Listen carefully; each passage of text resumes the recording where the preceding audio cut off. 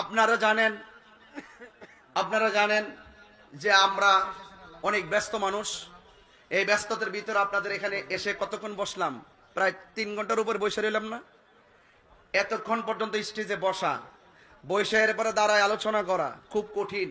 এখান থেকে আমি যাবো ময়মনসিংহ। তো সুতরাং আমি খুব যে অবসর বিষয় এরকম না। আমি আবারও বলি কসবাবাসী, আমি জায়গা জায়গা বলি কসবাবাসী, আমি আবারও বলি আগ্রাবাদের পিসা হুজুর সাইফুর রহমান নিজামী হুজুরকে আমি অনুরোধ করে বলবো যে আপনি আমাদের সম্মানী ব্যক্তি ছিলেন, আপনি আপনার সম্মান আরো আকাশ দিয়া উড়বে আমরা যদি আপনার পাশে থাকি।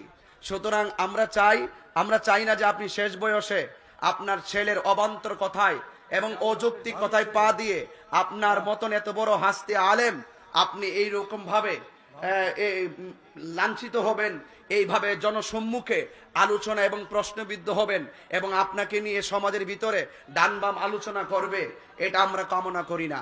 আমরা চিরন্তন কথা বলতে চাই, যদি কসবা বিলগড়বাসীর মধ্যে যদি কেউ থাকে, যাক পুরা কসবাই যদি কেউ থাকে, আপনারা দায়িত্ব নেন কোন দিন এই কসবার কোন জায়গায় আপনাদের পিসা হুজুরকে নিয়ে বসবেন এবং পিসা হুজুরের ছেলে তাকে নিয়ে আইসা আপনার কোথায় বসবেন আমাদের সাথে বসার জন্য সিদ্ধান্ত গ্রহণ করেন।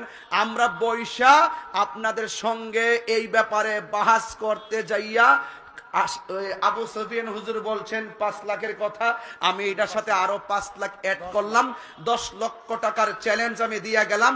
টাকাটা আমি আগেই বিচারকের হাতে স্টাম্প চেক না ডাইরেক্ট সরাসরি 1000 টাকার বান্ডেল 100 টাকা কইরা এমন 10টা বান্ডেল দিয়া দিমু। দেওয়ার পরে আমি চাই এই সুন্নি বিভাজন না করে হককে প্রতিষ্ঠা করতে গিয়ে এই কসবার জমিনে আমিরে মুআবিয়া রাদিয়াল্লাহু আনহু সাহাবী প্রমাণ করতে ওই সমস্ত বাতিলদের সাথে শিয়াদের সাথে 10 লক্ষ টাকার চ্যালেঞ্জ ঘোষণা করলাম।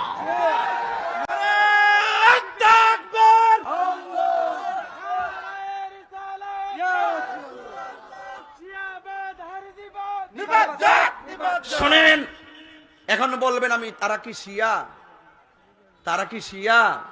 হ্যাঁ, সাহাবায়ে কেরামের বিরুদ্ধে যারা কথা বলে তারা শিয়া।